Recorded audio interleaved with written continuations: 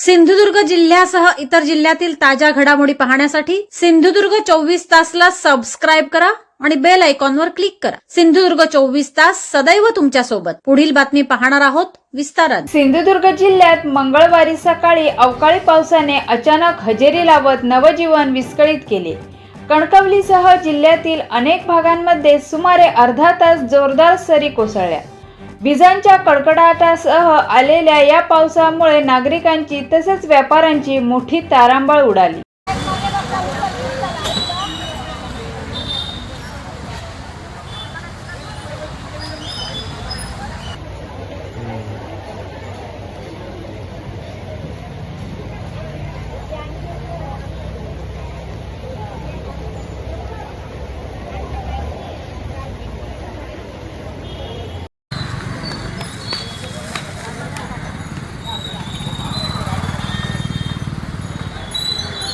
गेल्या काही दिवसांपासून जिल्ह्यात उष्णतेचा पारा चांगलाच वाढला होता।